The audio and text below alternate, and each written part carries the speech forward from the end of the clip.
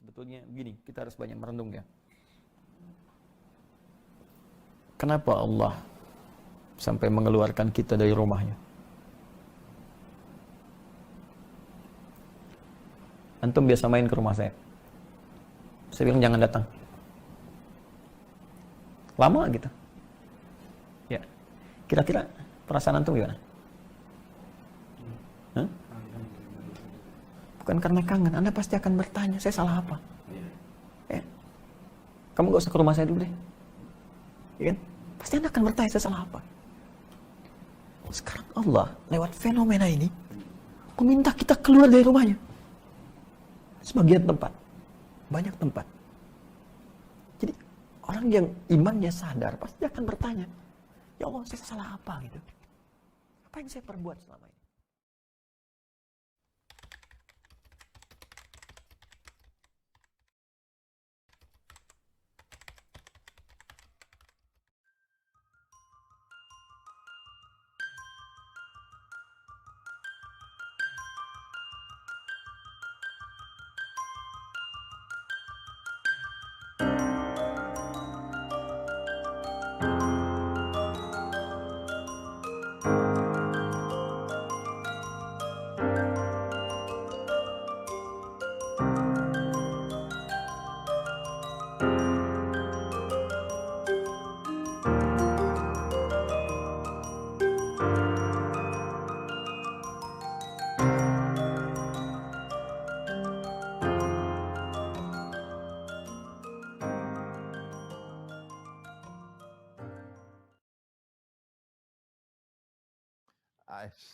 I'm sorry I have to spend so much time on this, which is so simple to understand.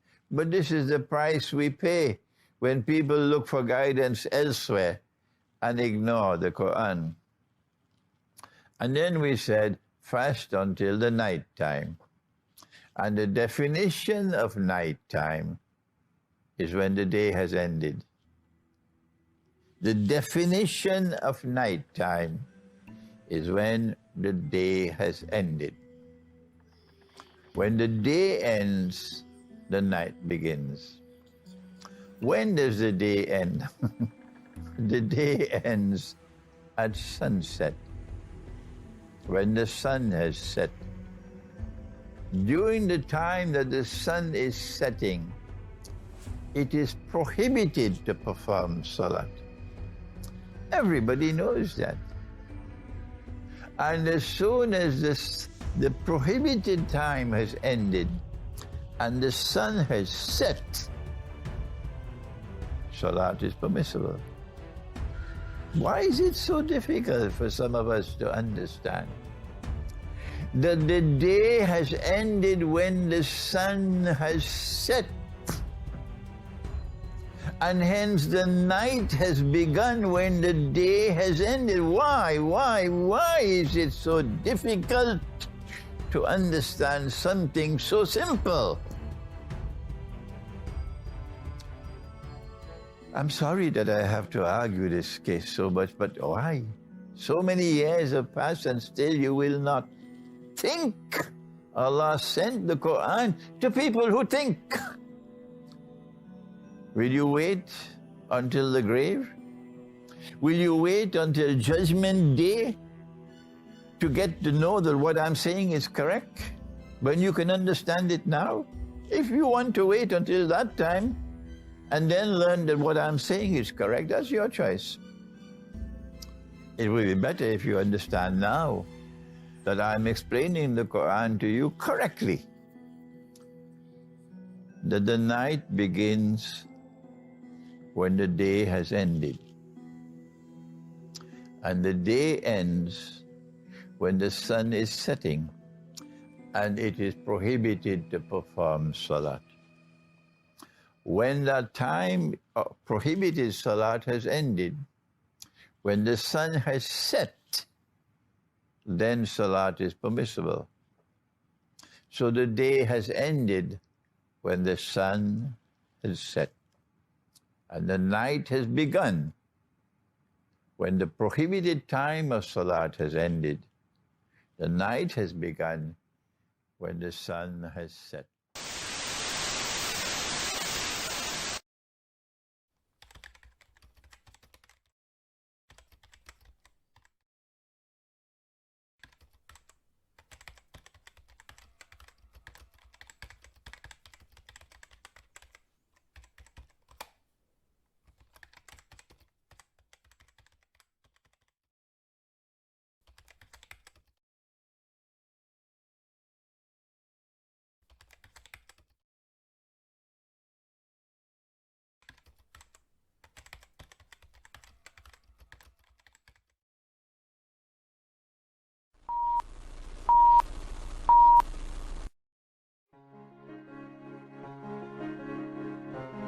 Assalamualaikum warahmatullahi wabarakatuh. Halo kawan-kawan semuanya. Mendirikan sholat fardu adalah rukun Islam yang kedua. Wajib bagi setiap muslim yang masih hidup dan berakal. Ada 5 sholat fardu dalam sehari semalam, yakni maghrib, isya, subuh, zuhur, dan asar. Sholat fardu tidak dilakukan di sembarang waktu, melainkan telah ditetapkan waktunya masing-masing. Allah Ta'ala berfirman, sesungguhnya sholat itu adalah kewajiban yang ditentukan waktunya atas orang-orang beriman. Dewasa ini, mayoritas kaum muslimin menjadikan kumandang azan sebagai penanda masuknya waktu sholat. Jika tidak terdengar azan, jamlah yang menjadi patokan. Jika tidak ada suara azan dan jam, bagaimana? Pasti pada bingung, bukan? Bayangkan jika kita terdampar di tempat yang demikian. Lantas bagaimana cara Nabi dan para sahabat dulu memperkirakan waktu ketika tidak ada teknologi berupa jam? Apa patokan sebenarnya untuk mengetahui waktu sholat?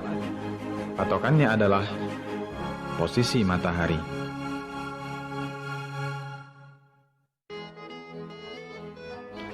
Aqimis salata liduluki syamsi ila ghasaqil laili wa qur'anal fajr.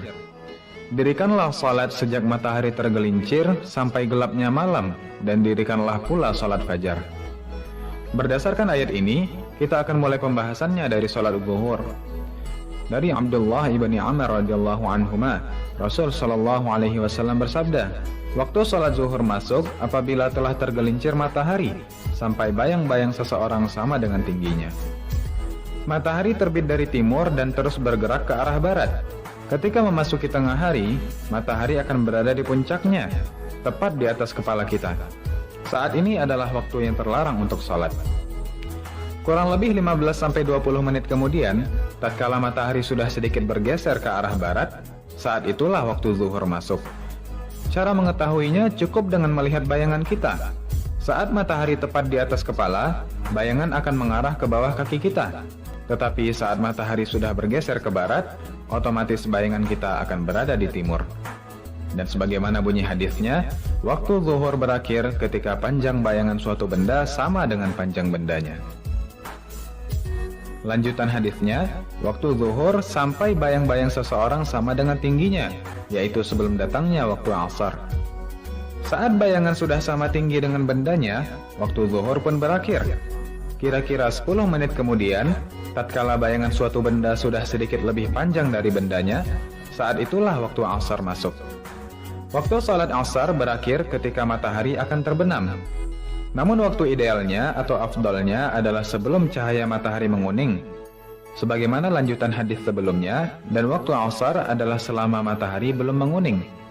Adapun saat matahari mulai menguning hingga akan terbenam, ini adalah waktu yang makruh atau tidak elok untuk mengerjakan salat asar. Ketika matahari sedang proses terbenam, ini juga merupakan waktu yang terlarang untuk melakukan salat. Tatkala matahari telah terbenam sepenuhnya, saat itulah waktu maghrib masuk. Lanjutan hadis sebelumnya, dan waktu salat maghrib adalah selama belum hilang mega merah atau syafaq. Ketika temaram senja telah lenyap sepenuhnya, maka berakhirlah waktu maghrib.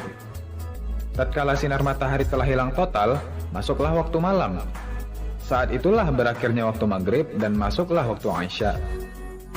Waktu salat isya adalah sepanjang malam, dimulai sejak hilangnya temaram senja atau syafaq hingga munculnya temaram pagi atau fajar shadiq.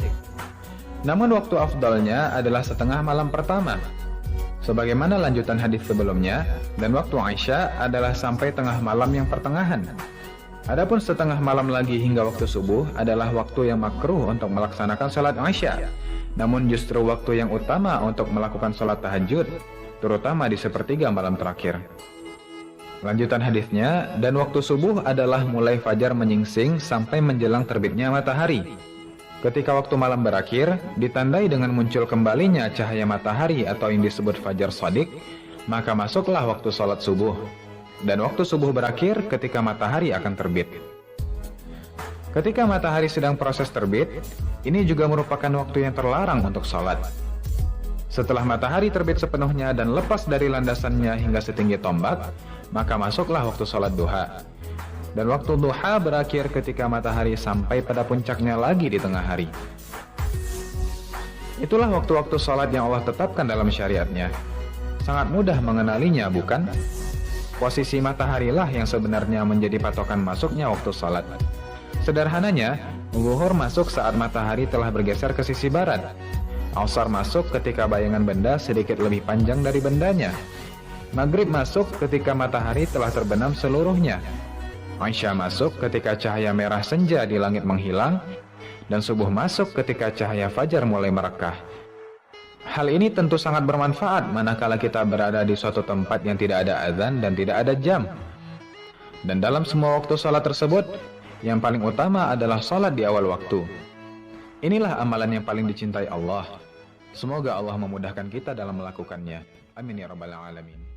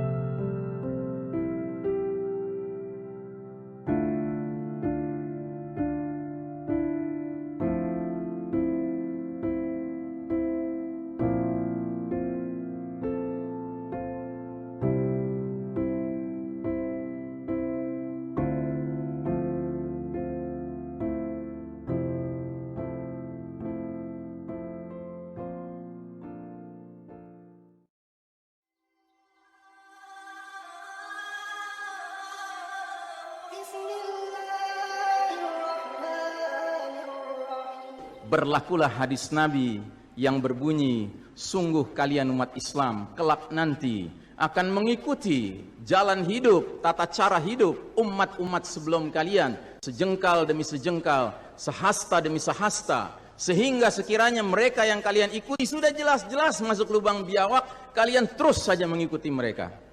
Para sahabat bertanya-tanya, ya Rasulullah, al-Yahuda wan Nasara, apakah yang kau maksudkan itu kaum Yahudi dan Nasrani? Kata Nabi, faman, siapa lagi kalau bukan mereka? Dulu para sahabat mendengar hadis ini tercengang, heran, tidak bisa membayangkan.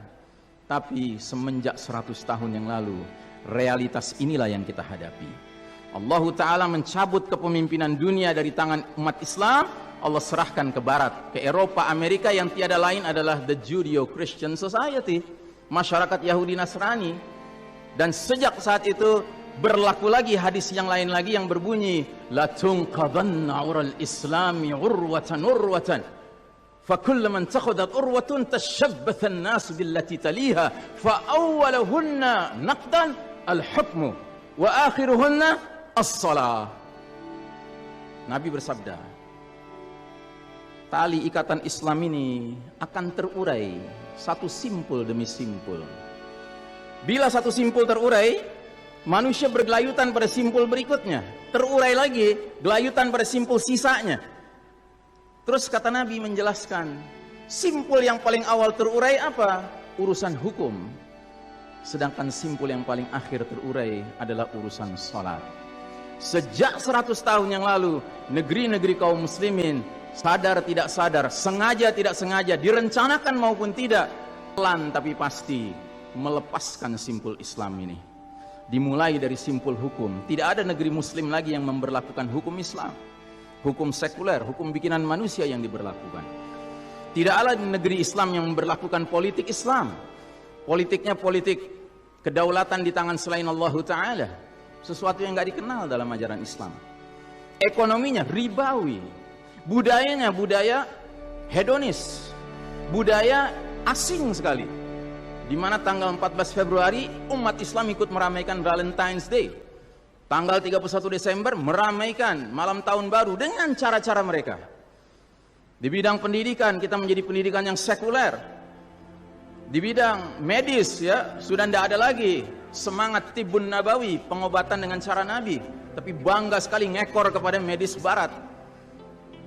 Dulu para tabib kalau berhasil menyembuhkan pasien, dia akan mengingatkan pasiennya, alhamdulillah, Allah telah menyembuhkanmu. Ya, dia tidak mengatakan aku yang menyembuhkan kamu, tidak. Tapi dokter sekarang berani mengatakan, Pak, maaf, hasil diagnosa jantung Bapak menunjukkan umur Bapak tinggal 3 bulan.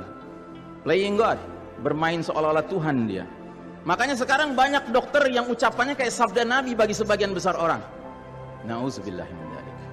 Di bidang militer, nggak ada lagi negeri kaum muslimin yang militernya ruhnya ruhul jihad. Bahkan jihad itu alergi di kalangan militer. Militer yang paling alergi dengan jihad. Ini semua sudah terjadi, saudaraku rahimakumullah.